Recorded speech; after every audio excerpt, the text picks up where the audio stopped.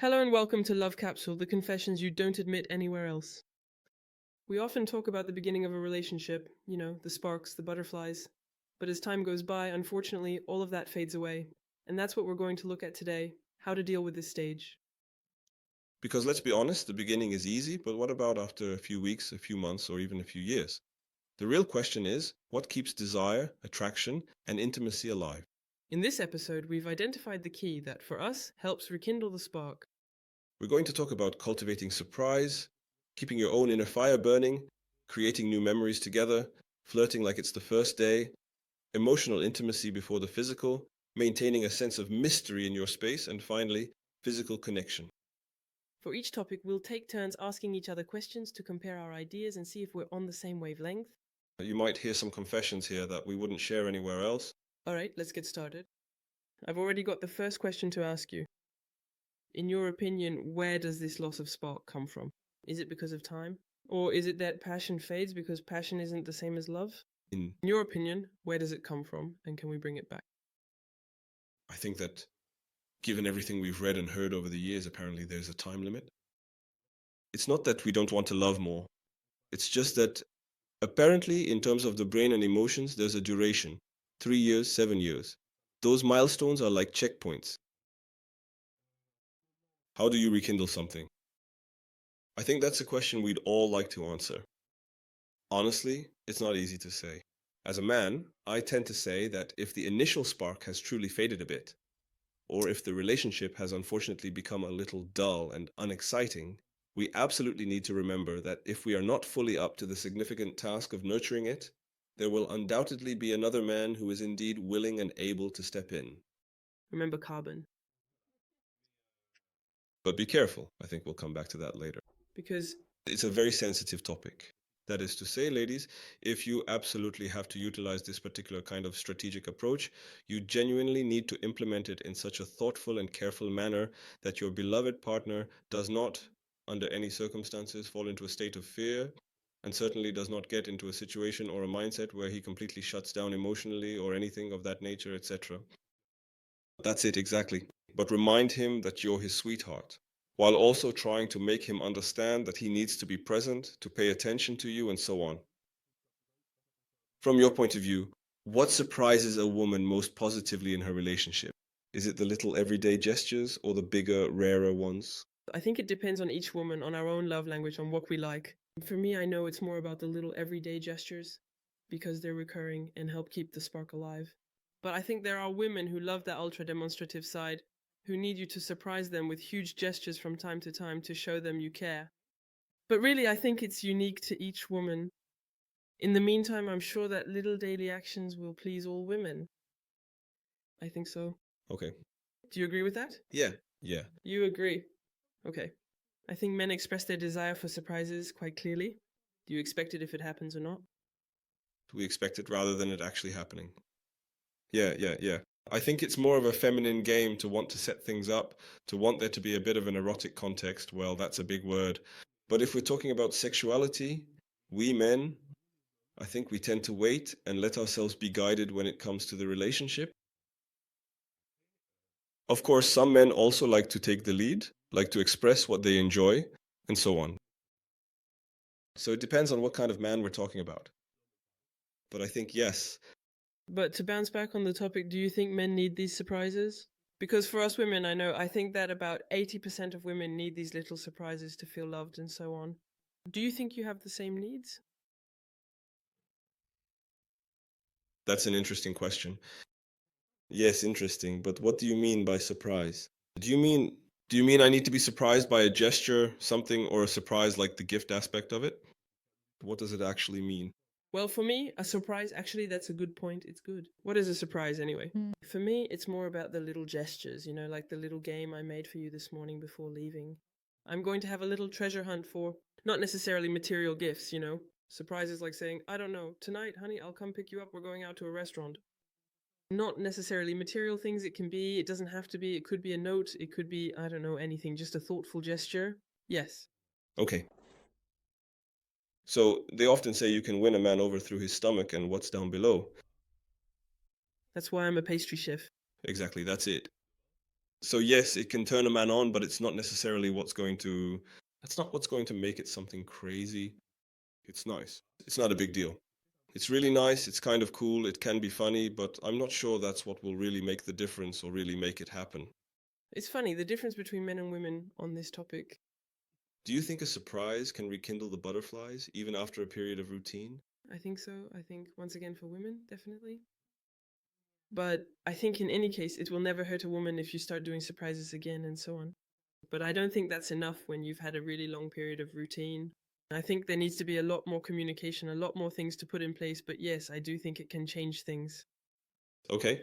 Do you truly think a man can lose all interest in his romantic relationship if there's absolutely no novelty at all anymore? No, I don't think a man can lose interest in his partner just because there's no novelty. If a man is truly and deeply in love with his cherished partner, I genuinely think what truly keeps him going isn't necessarily a constant need for exciting novelty. I believe there's a profound and essential need for enduring stability. Maar I also think it's a bit reductive for women, but we do like it when you're beautiful, when you take care of yourselves, and when you keep doing so. But then life happens. We're moms, we have work. There are lots of things that mean you can't be perfect all the time, and that's normal. There's so much helplessness. And on top of that, there's the mental load in general. It depends on how tasks are divided in the couple. But I think what really makes someone, a man, stay is knowing that there's security, that we have a home, that our partner takes care of us, and that she remains attractive and pretty. And to go back to what I was saying earlier, what truly and genuinely rekindles the flame for me personally is the profound knowledge that if we as a team do not successfully complete this crucial job, there are indeed many other capable individuals and groups out there who could potentially undertake and accomplish the very same task that we unfortunately failed to perform. And actually, without putting the other person in an emotionally vulnerable position or causing them significant emotional fear, you absolutely have to subtly and carefully make sure that the man still genuinely feels like he is indeed the only one who truly matters in this particular situation. Nothing will happen. I don't make any more effort. I don't work out anymore. I don't do any of that anymore. It's funny, as women, we always have dozens of guys who could easily take your place. It's not hard for a woman to have a man waiting in the wings, ready to take your spot. Yes, but you know that. But often you have a certain kind of behavior, I think. And secondly, it's not a topic we want to bring up again because it depends on the man we're dealing with.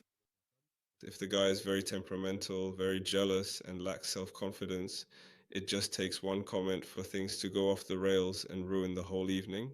That's why you first need to assess the man in front of you to know if you can communicate with him. And if you can communicate with him, I don't know, maybe with some subtlety, for example, let him know that I'm fed up at work. There's someone I don't know in the elevator. We work in the same building. And twice now he's told me I'm pretty. I don't even know who he is. So what then? But that doesn't work with all men. But so, ladies, if one day, say, you've been with your man for 5 or 10 years and you notice he's not making much of an effort anymore, try this little approach. Don't mention anyone by name so it doesn't cause trouble. Just make up a young man who by chance told you twice that you were cute. Let's see what that stirs up. It's funny, if you did that to a guy like my brother, he'd just say, well, he's right. Is your brother in love with his wife? He's in love. He doesn't know it, but basically it's you. I mean, but then again, not even that. We're still talking in generalities, and it's always case by case. Exactly. Let's move on to lesson number 2. Maintaining your own well-being, because I think that to be happy together, you have to be happy on your own. Yes, you're right that. I know, you're always right about everything. I've always said that was the number one thing between us. Do you think it's important to have time for yourself in order to be happy in your relationship? It's essential. It's essential that each person can have time for themselves so they can reconnect better afterwards. A couple that only ever spends time together will eventually run into problems. We can look back at the COVID episode. People were locked in together, lots of couples got divorced, and so on. They found themselves together all the time, unfortunately. So for us, for example, for guys, it's essential that we allow ourselves to go out with friends and so on. But you have to find a balance. If you go out every night and your partner is at home waiting for you, wanting to spend time together during the month, that's not good. But I think we need those little moments, whether it's going out in the evening or being able to play sports, finding an activity. Obviously, if you want to be happy as a couple, both people need to be completely happy first. Alone. That's it. All by yourself. It's like when you see someone, sometimes there are guys who get together with a girl just because they feel like they have to. Because they tell themselves, oh, if I'm with her, I have to be in a relationship. I get into a relationship right away with the first girl who comes along. I mean, I get it, but. And then it doesn't work. And it was funny because going back to when we did the casting for Love is Blind, I think both of us, or at least we're the only ones who gave that answer. I'm perfectly fine on my own. I'm very happy by myself. It's great if someone brings something extra to my life, otherwise they shouldn't come. Exactly. It's funny. We use the same words. We want someone who brings something extra to us. That's good. We chose each other. For you, it's about inner energy. We're talking about confidence, about charisma, more than just a perfect body. Absolutely. So I have them. I love your paintings, darling. No, but for me, that matters 1,000 times more. The person might not have my dream body, but if they have charisma, self-assurance, self-confidence, I find that so sexy. And so, you see, that's why it's important to feel good about yourself, because generally, when you feel good about yourself, you'll be able to project all of that. You'll be able to radiate something bright, something confident to the person in front of you. And I think that will have 1,000 times more power than nice abs. Although, once again, I love your abs, that's not the issue. Okay. I really mean it. And actually, to go in the opposite direction a bit, do you think a woman can attract more with her intelligence or her looks? It all depends already if you're sapiosexual. That is, I know people who are really attracted to that. And believe it or not, I actually have an anecdote from the past. When I was a bit younger, when I was single, I tended to go on several dates in a row. And for the first time, once I met someone and well, I sat down, we talked and everything. And the person sitting across from me was super lively, really smart, very quick-witted. That was me. And that was after my girlfriend. Sorry. So I thought, oh wow, maybe you need to wake up because you think you know everything and so on. But the person in front of you, they're really quick. And that, for the first time, I think made me realize, damn, it's interesting to have someone who's super quick-witted and so on. Well, obviously you are, because I see you every day handling hundreds of cases and running a company and so on. So, of course, we clash up there. But yeah, it really depends on the person's quote-unquote sexual sensitivity. That's what will guide the choice. But it's true that having someone really interesting in front of you on top of a physique that might be attractive, I think that's a really good combo. And if you had to choose, so you have someone who's really smart, but not your type. Yeah. You have someone who's physically like, you're 1,000,000% into them, but they're not very. I'd go more for the physical side. Oh, yeah? Because I tell myself that. That she can learn things. Exactly. I'll have her read some books. We'll watch documentaries. You know, those dolphins in Mexico, that's super interesting. And so I think I'll go shoot that because, or I could have messed up. We're having surgery done, madam. But it costs more. While with the canal subscription, for Nath Joe White there. No, but really, I'm going to shoot at that. But you, and you, me, the complete opposite. Oh yeah? Yes, of course. I prefer someone who interests me, And who stimulates me, and who lifts me up, rather than someone who's just very, very good looking. Let's move on to topic number 3. Creating memories together. it's Something very important. Do you think it's possible to reinvent a relationship even after many years? Precisely by creating memories together? Or are we just done after tonight? we can create memories and so on. But at some point, it's hard to reinvent yourself. It's hard to reinvent yourself. But I think it can happen with physical change and not just with memories. Let me explain. If we travel, if we share new things and so on, I think we'll nurture our beautiful relationship as it is today. But we won't reinvent it. If we want to reinvent it, there needs to be change. To have change, it's now. Exactly. To have change, it's not just, let's imagine, two people 50 years old who are a bit overweight and so on. Both of them, for example, take on a challenge to lose weight, to slim down, not to go for treatments, all that. And I think that a physical change can reinvent and rekindle something. I find, for example, the day we changed your hair, it's nothing. It's a small change, but it does make a little difference. When you go to the hairdresser, when all that, but everything, Not everything is physical. for me, I focus on the physical aspect. So when you ask me the question, that's the angle I'm taking. So these little physical changes allow you to reinvent yourself. So, ladies, stay tuned. In an upcoming podcast, we'll talk about a topic. If, all of a sudden, after 10 years, your husband starts losing weight and wearing cologne he never used before, it doesn't smell very good. But we'll come back to that. That would be another topic. I'll explain my theory to you. I'll give you all the tips to know if your husband is likely to be seeing someone else. And then on the mental side, reinventing yourself is actually difficult. Because what happens is we already change gradually over the years, but I think we evolve together with the person, with your partner. So I find it more difficult. And so the memories you share together will feed the relationship, but they won't reinvent it. For you, is it easier to reinvent things through fun and activities or through more intimate and deep moments? I think you need both. Because I think that in a relationship, you need very intimate, very deep moments where you can really dig into profound things, and that will connect you strongly to the other person. But I also think you need lightness and fun to avoid things getting too heavy. But I think having both is a good thing. After all, there are things you can't do every day. So, yeah, no, both are good. Okay. Now we can move on to point number 4. Flirt like it's the first day, darling. And let's try not to do this in front of a wall. In your opinion, what is it that attracts a man the most on a daily basis? Humor, compliments, or a bit of teasing? It depends on the man you're dealing with. As always, let's try to speak in general terms. Compliments are good. We tend to tell men to compliment women. I'm that kind of man. I like to compliment you all day long, it's true. But it's much rarer the other way around, I find. Some women don't take the time to compliment their partner. Ask yourself, how long has it truly been since you last genuinely complimented your beloved partner, perhaps your dear husband? So you see, compliments are indeed pretty good and quite beneficial for relationships. Humor is something that settles in and becomes a constant in a relationship. As you get to know each other, it's really something that will stabilize the couple and keep it going. And the third thing was the little provocations. Of course, it depends on people's sensitivities, these little provocations. It's either, the little games, the little things, when those things happen, those playful, erotic games that can be very stimulating for some men, and for others, not at all.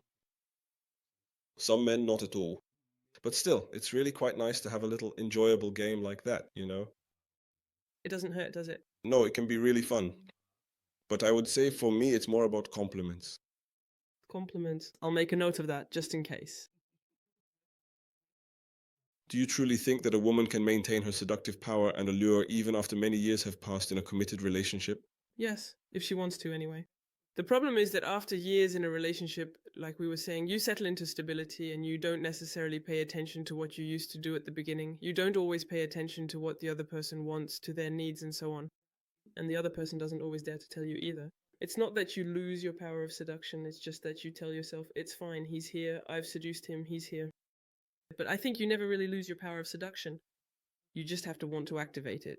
You also need to have someone in front of you who makes you want to get into that dynamic, and who is receptive to your game of seduction. After a few years, you put yourself back into the seduction game as much as you can, and on the other side, you just hit a wall. You end up thinking, well, you go back to your own path and that's it. You go. There are two paths, or maybe three. Either the first path, you become a woman who sends out a lot of feminine signals nowadays. Because girls have been raised to be princesses, they've had beauty standards imposed on them very early, and so on. I think we've really shaped girls, actually. You need the waves, you need the lashes, you need the lip gloss, you need the hair to be just right. And it's a lot to deal with every day. Every single day, it's just crazy. Some women don't even dare to take off their makeup in front of their partner at first. And so it's actually a shame. Actually, these are just standards because maybe when young boys are starting out, no one taught them that it's okay if their girlfriend isn't wearing makeup. So there are a lot of things like that. I think there are three paths. The first path, ma'am, is that we just don't care about that anymore, but not just for her partner. It's because she's less motivated and so on. But basically, it's like she spends the whole day gardening, her hair all over the place. And we don't bother with makeup anymore, that kind of thing. And then we shave once every 5 days. That's one path. If your partner is on board with that and does the same and you have great chemistry together, then that's fine. There's no judgment, but that's one way to go. The second path is a woman who stays stylish, and that's the path you were talking about, exactly what you just said, so I won't repeat it. There's a third path.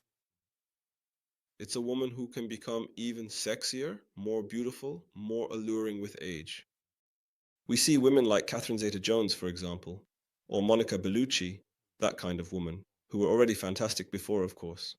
She already starts out with the gift. But these women, as they age, continue to maintain themselves because of their profession, because of they have a kind of superpower. That is to say, even men at 50, a handsome, well-groomed guy who is fit, who has a nice beard, who has hair, who smells good, etc. It's a little extra charm, I think. There's a cute 18-year-old guy, and there you go, he shows up. And so I think there's this last path, but after that, you're right. Does it last for 30 years? Does the man deserve it? Is the man receptive, etc., etc.? That's a question. Yes, yes. Yes. Like you said, it takes a lot of energy, a lot of time to put on makeup, to get ready, etc. There are times when you just don't feel like it. Do you think a man can lose his attraction if he completely stops trying to seduce his partner? No. No, not at all. Oh, yeah. Well, so is the question whether he loses his attraction to his partner if he stops trying to seduce her, or does he lose his attraction in general? No, to his partner, specifically. Okay, so the question is different now. The point isn't for you to seduce the whole world. No, but actually, even without engaging in any kind of flirting, or playing elaborate games, or having numerous accounts, solely just to score a quick conquest, men still very much remain incredibly attractive. So, if we're talking about the same partner, women do have a different perspective than men when it comes to their significant other right in front of them. There's a sense of belonging, a feeling of, he's mine, he's my man. If the woman is in love, truly madly in love, even if they're apart, even after 20 years, she still expects her man to remain physically attractive and so on. And if we're talking about a man who's well preserved, who's simply no longer trying to seduce his wife, I think yes. But it really depends on how his partner sees him, actually. You see what I mean? Yes, I actually think the opposite. Great. You'll be able to explain to us why. If the man is very attractive to begin with, when we go out, when we do things, you can see that he attracts attention, etc. Even if he doesn't care about other women, just knowing that other women could be interested and so on makes him remain attractive even if he's not actively trying to seduce us. That's what I think. I know that if at some point you stop trying to seduce me, even if you're a very handsome man, I'll see all the other very handsome men around who will want to seduce me. But I think you're talking about your own power of attraction. It makes you sexy when you're trying to seduce your girlfriend. Of course. Obviously, I completely agree with you with that. I agree with you that the best way to keep the spark alive is to keep seducing your girlfriend. Do you think women tend to forget to flirt when they feel secure in the relationship? That's a good question. That ties in a bit with what I was telling you earlier. After a while, when the relationship is very established, when it's been a long time, you can kind of forget everything in there. Because, in fact, when you put us in a kind of emotional security, we think it's fine, it's all good. He won't go looking elsewhere, etc. So it's possible to forget to flirt. Actually, it's not even really forgetting, but in the end, it's more that routine sets in than actual forgetting. But in fact, if we start to see little signs of distance, etc., suddenly that flirting comes back into play very quickly, in my opinion. Let's move on to point number 5, emotional intimacy before physical intimacy. This topic is very important. For you, do men talk enough about their emotions in a relationship, or is it something that's still rather taboo? It profoundly depends on the individual man's cultural background and upbringing. When I specifically refer to culture, I am truly emphasizing where he originates from, his geographical roots, and precisely how he was nurtured and raised throughout his formative years. See. That is to say, when I say culture, I mean culturally. And so I noticed that some men from certain parts of the world reacted differently. There are men for whom, culturally, it was forbidden to show emotions. That's it. In some countries, men often have one specific role and women frequently have another distinct role. So for those kinds of people, for them, openly showing emotions is often perceived as a significant sign of inherent weakness. For people like me, for example, showing emotions is absolutely not a weakness at all, really. On the contrary, it allows others to understand me better. But it also allows women to better understand their partner, though it should still be done reasonably. Because as the man of the house, you still have to maintain a certain posture. No, not that you have to be macho, etc. But there is still this dynamic between man and woman, seduction, the one who keeps things together, and so on. So you can do it because in a couple, communication is absolutely essential. But still, you shouldn't just do that and act like a little therapist, or you have to see them even if. I agree with that.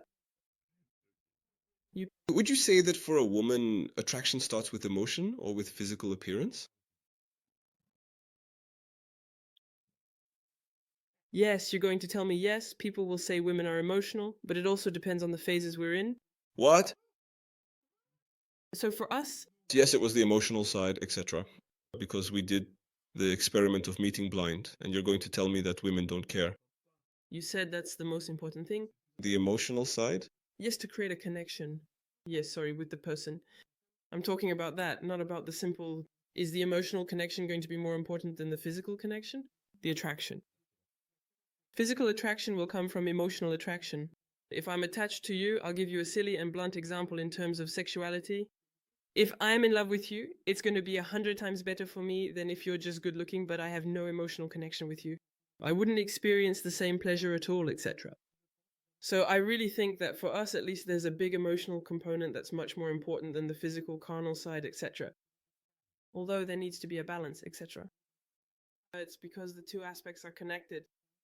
But I know perfectly well that based on experience with a man I have an emotional connection with, everything is amplified in a good way, compared to a man who's just very handsome. He's handsome. That's cool, but that's not enough. Isn't it also a question of age? Isn't it a question of maturity? We guys, I'm speaking for us gentlemen here, but hey, maybe I'm wrong. Don't hesitate to leave comments. Personally, I don't really know how it is. Tell us about your situations, share your feelings, and we'll be really happy to read them.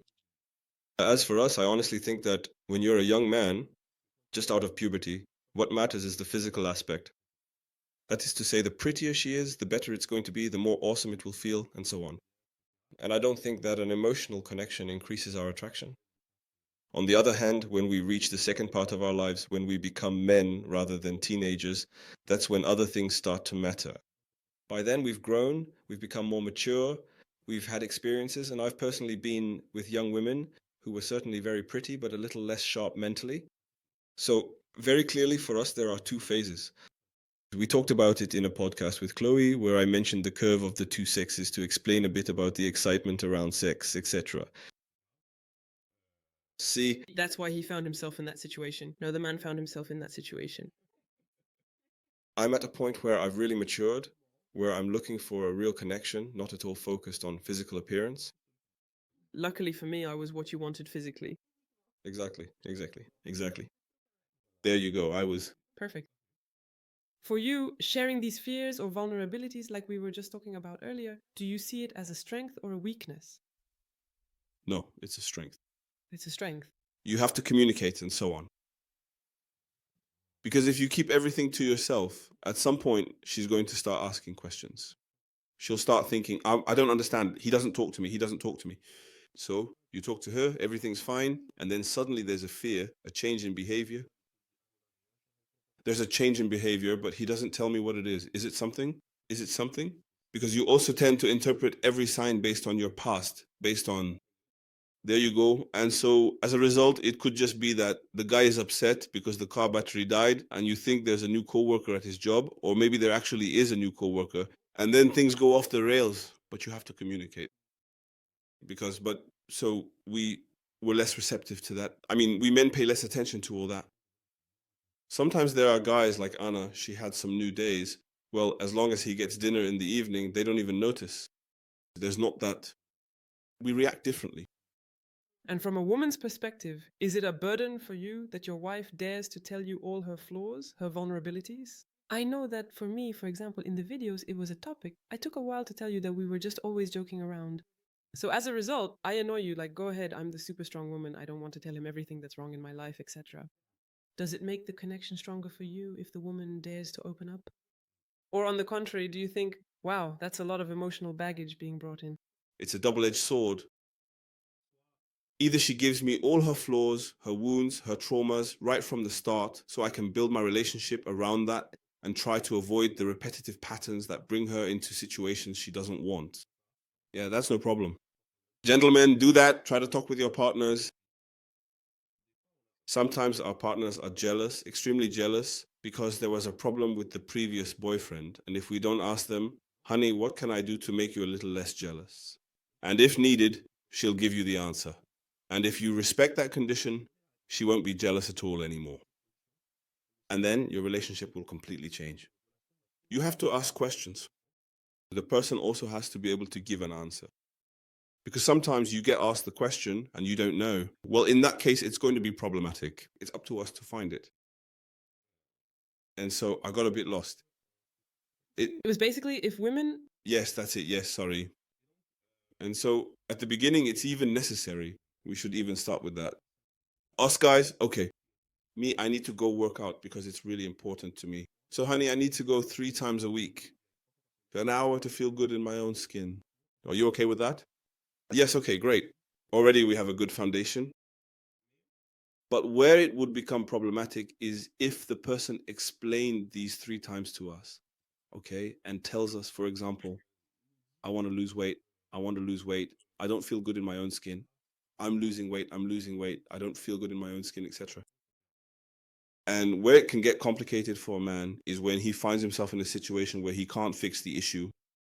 We've tried things, different stuff, etc., where he can't resolve the woman's trauma, and it becomes repetitive all the time, over and over again. If after 3 years you still haven't lost weight, or if after 3 years, despite all the efforts I make, you're still extremely jealous, etc. I think at that point, it can very quickly, well, not that quickly, it's already been 3 years you've been talking to me about it, but that's really what it is. We can talk about it, we find a solution, we set a course, and we move forward. On the other hand, if you talk to me about it, we try to find a solution, and it still keeps coming up all the time. It's the complete opposite effect. And do you think women nowadays are more attracted to a man who dares to talk about his emotions? Me, yes, at least in my case. All women, I don't know. There are probably a lot of women who will say they want a capable man, a strong man, etc. But I think it's a sign of trust because you don't usually open up easily about things that are a bit painful. So for me, a man who talks to me about his emotions, always in moderation, of course, I couldn't be with someone who cries every day or who starts crying at the slightest problem saying, but you have to understand.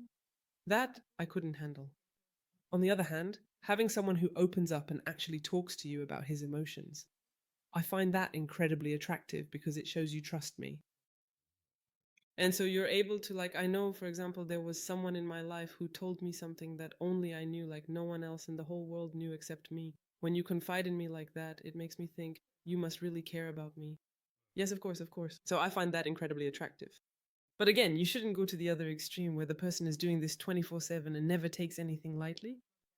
I think that can also kill the vibe in a group when someone is always focused on understanding their feelings all the time and never leaves any room for lightness.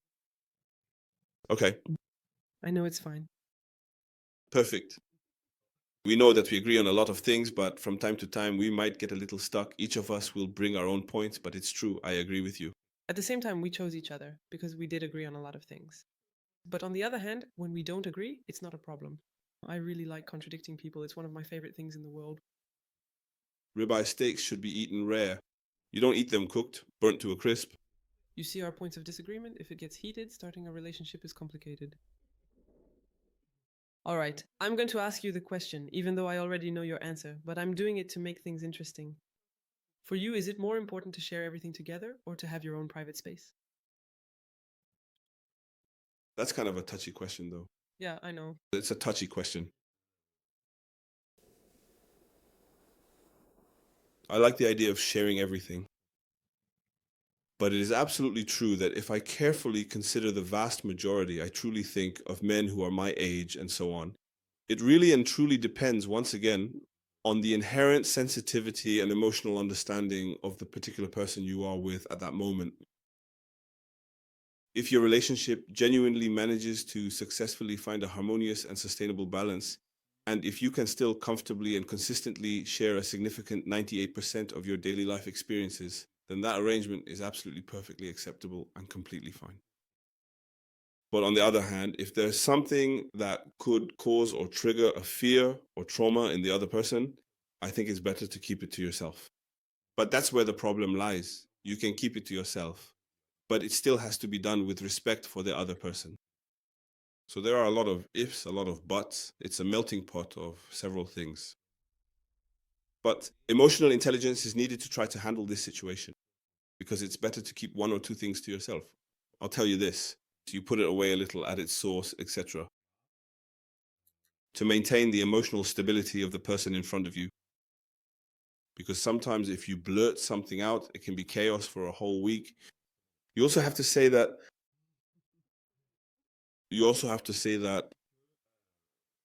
sometimes we have sweethearts in front of us, super cute, really cool, and so on. But sometimes when you tell them a little something, it can create, they might sulk for a day, 2 days, 3 days, and so on.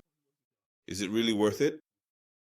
If it's just a little thing that won't change your life, if it's nothing serious, is it really worth blurting it out and ruining the evening, and then the next evening, and the one after that for 3 days? I don't know. That's a funny thing, that. Yeah. It's a funny thing. Because you're pushing the limits on some things, so you tell yourself, it's just a little thing, it's not that serious. It's fine. On the other hand, if it were us doing that little thing that's supposedly not so serious, usually it would bother you just as much. It's just that we usually have the sense not to do it. That's where you're right. But it's really important, and you have to apply it to yourself as well. It's true that you have to put yourself in the other person's shoes and ask yourself, but if she did that and brushed it off like you do, saying it's not a big deal, etc., how would you react? And again, for me, men are totally different. A man is absolutely not the same guy. The same at 18, 25, 30, 40, 50. I think the best version of men for me, and I'm not there yet, it's 40, 50. It's 40, 50. Well, it depends if it's the same.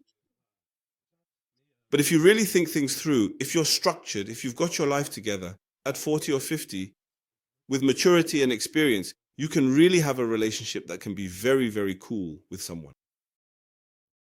So You keep it. you keep it. So from this moment on, you will have to share a full 90% of all things with me. Are we already there yet at our destination? Do you think giving each other space makes reunions more intense? There was a lot of space, just to remind you. We lived apart for a year before you came here. Yes, for sure, because when you're far from someone, you usually miss them. So it's going to be much more intense. It's important, even when you live together, to keep moments where you have a good time with your girlfriends, with your guy friends, and so on. It's really important so that you can actually miss each other. Speaking of which, I have a little weekend planned with some friends coming up soon. You always have something planned, like all the time. See, you said yes, that's great, that's good. I'm just saying, you always have something planned, but it's not a problem at all. I'm used to your weekends. I tried to catch her out, but it didn't work. It makes things more intense, but again, you shouldn't go to extremes. When we went a month without seeing each other, those were extremes that didn't actually make things more intense, and at that point, it crossed over to the opposite side. At that point, it really pissed me off. You get what I mean? Do you think a man loses attraction for his partner when she becomes too available, too easy to get? That's kind of what I was saying earlier. So we still need a sense of security. That is, if things are too up in the air, it's going to be hell. Your girlfriend is going to be unbearable. Why? Because he's afraid, because he feels like he's in competition and so on. It's all a matter of balance. It's a matter of balance. You shouldn't be too accommodating or really start to become like his mom and so on. That's not what you want. But on the other hand, it's true that when you have someone, a girlfriend who really completes you 100%, that's the best of the best. For me, you need a girlfriend who completes you 100%, but a little reminder is necessary. A reminder is necessary, in my opinion. He keeps telling me to go hit on other girls. No, but I'm talking about a couple. The first year, the first 3 years, it's all passion. There's always desire. Normally, if it's good, it's good. But I'm talking about couples who've been together for 10 years after 2 years, in that kind of context. You have to remind a man that we're their girlfriends, that he needs to play his role as a guy, that we exist as women too. And so that's it. Sometimes it's also the other way around. There are also a lot of women who look elsewhere. Sometimes it's also a reminder to the woman that her man has other women chasing after him. I'm just giving my opinion based on yes and us men. But then the thing is, this is what often happens. Except if the guy is completely clueless, etc. But the nature of the situation is that women are always on alert. The co-workers, you'll get a text from a female co-worker at 10 p.m.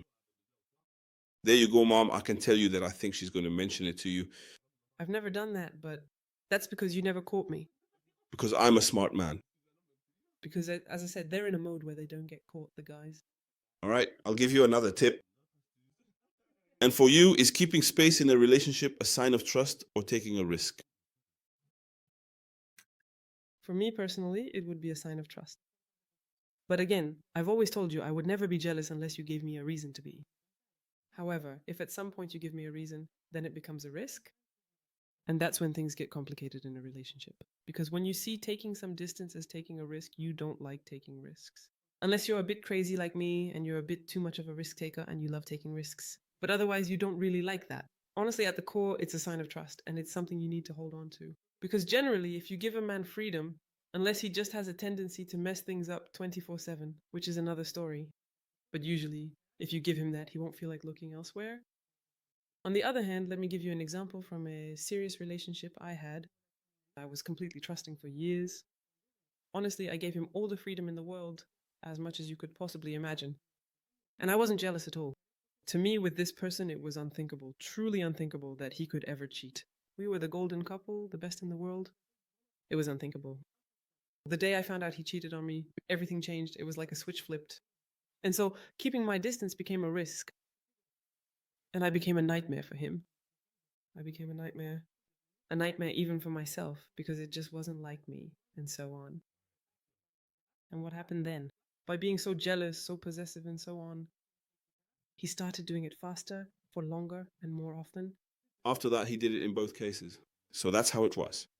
Yeah, but I wasn't stressing myself out at the beginning when I was trusting him. When he was out at night, I was relaxed, each of us doing our own thing, and everything was fine. That's a question you should ask yourself. I'm just following up on what you just said. Would you rather spend 30 years sleeping peacefully every night, not stressing yourself out, and so on? But after those 30 years, something goes wrong with your partner. Something happens. Or would you rather stress yourself out for 30 years, sleep badly, feel unwell, and so on, but have your partner be perfect? No, sleeping peacefully for 30 years, 1,000 times over, sleep is way too important. No, 1,000 times over, sleeping in peace. But that's also why I didn't want passionate relationships anymore. It was precisely to keep that peace, because when you get into passion, the peace disappears instantly. And it's in those moments that taking a step back is always a risk. When you're in something passionate, it's over. You can say goodbye to going out, you can say goodbye to all that, because when the other person is caught up in it, it takes you on a trip and it's stronger than you. And So you really don't prefer that particular option, do you? oh yes, I know. The guy who's always with her and who wanted peace, that's him. Me, personally, I just truly want to be calm and at peace. But then inevitably, I'll have to deal with the undeniable fact that there's a significant problem that needs addressing. And that, until we have lived, perhaps at that moment we would say, You've never experienced that. no, never. I, A good laugh. not that I know of, they were much smarter. Good. Smarter, we are women, it's normal. But it's true that when you haven't experienced it, you can't feel it. It's quite something. But I hope you never have to go through it, and I would never make you go through it in any case. Oh, I hope so. I'm joking. It's fine. A little humor. We said that humor was important. Ah, a little humor. I I would confidently say that many men often express a strong desire for their partners to maintain a certain degree of personal independence and individuality. This is frequently seen as a crucial element in keeping the relationship vibrant and ensuring that the attraction remains strong and enduring. Do you find that appealing, my wonderfully independent darling, this idea of preserving your unique self within our partnership? I love it. I love it because it suits me perfectly. I don't need to be reassured 24/7. I don't need. So I'm very independent too. So for me, it fits me 100%. But still, I think that for most men, it's true that independence is great. But for men who lack self-confidence, it's going to be complicated for them. It's going to be complicated for them to have a woman who talks about men all day, who handles business. which also brings up another topic we can discuss. Income within the couple, etc. Men who lack self-confidence, who are emotionally insecure. It's really, really tough. But then again, do we really want to live with a man who's in that situation? So anyway, the problems we have depend on the people we choose and also on what we've experienced before. So it's up to us to make good choices to try to do things that fit with our lives. But no, for me and for you, having time just for yourself, is that a necessity or a luxury? I think it's a necessity. And I think that to rekindle the flame, you have to keep having those moments for yourself. If it becomes a luxury, that's a shame. Of course, it does become a luxury when you have kids, when you have a super busy life, and so on.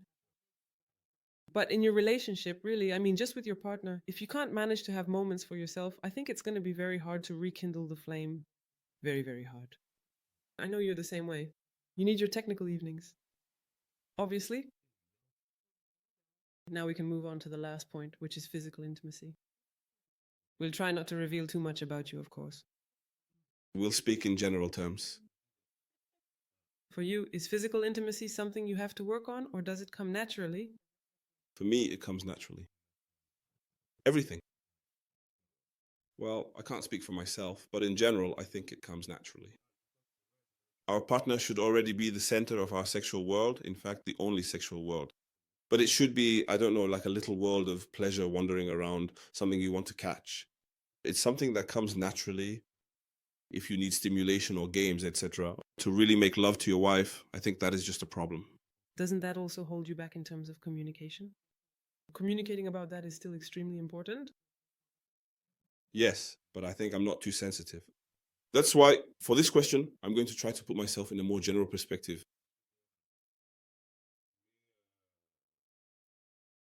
I think it comes naturally. That's it.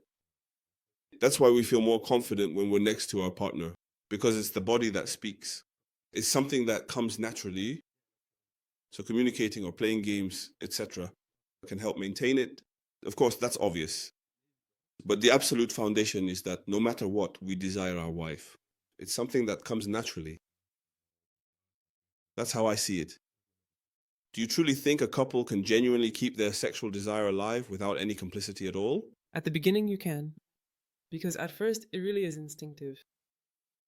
But I think that if you don't have complicity in the long run, at least on the woman's side, on the man's side, I think it's a bit different. But for women, that complicity is necessary. But again, I'm talking about women. There's always that aspect. There's always the side where we're the man, if only hormonally, right? Actually, your testosterone production drops from the age of 24 all the way to 80. But we have a hormone in us that gives us urges, impulses, desires that come up, and you have to know how to manage them. Fortunately, we've been educated, and that's okay. Our sweetheart is our sweetheart. Even if there's no more chemistry, she's my wife. And if she's my wife, it's because she has things that make me happy. I know that whether or not you're close, your sweetheart walks by in a great outfit, a thong, something like that, that can turn you on. You can want her. For us, the fact that you're our sweetheart means there's a sense of belonging. She's mine, and so on. How many guys, unless they're super jealous, but here we're talking about having her come home and so on. She had a night out with her girlfriends. She's all pretty, all made up, and so on. She takes off her top, he looks at her underneath, and so on, in a little outfit. So, no, I actually think it's the opposite. Yeah, but that's not surprising. Women, On that topic, I think it's quite different. Do you personally think that women typically initiate physical gestures in sexual interactions regularly and often enough? Or is it usually much more the man who takes the lead in such situations? it's much more than man, generally speaking, but in general, I think it's the man who really wants it and so on. Well, again, it's also a question of age and so on. A 10-year-old kid, he wants to have sex every 30 seconds, it's hell. And a 50-year-old man will have stimulus from the Latin. So there you go. But if you take a man from my generation, around 30 years old, yeah, it's mostly men. Do you truly think that women can just, through their sexuality, effectively rekindle the romantic spark? If things have become quite dull and rather routine, then yes, absolutely. Yes, but you have to wrap it up with some mental connection. I'm not sure if I'm making myself clear. It's actually all the other points from before. It's holistic.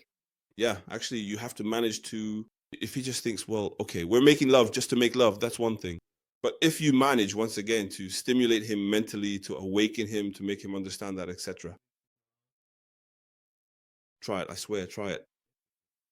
Tease him a little bit. But don't create emotional insecurity, absolutely not. But try it, I promise you, your sweetheart will react. If it's just gonna make him sulk for a week, then no. It depends on the kind of man you have at home. But I don't get it. At the bakery, they told me I was good looking several times. Like that coworker you run into in the elevator at work. But you don't really know him because he's not from your department. I don't even know who it was who told me I was good looking. But if I tell you that, you're not in trouble. Go up your stairs then. But let's see how he might react. And in the evening, just hanging out, maybe dressing up a little just to do something, we'll see. But that kind of thing, if you handle it well, as long as it doesn't make him feel insecure, it can be a real game changer. And to finish, last question. Do you think a lot of women feel more desired by an intense look than by a grand declaration?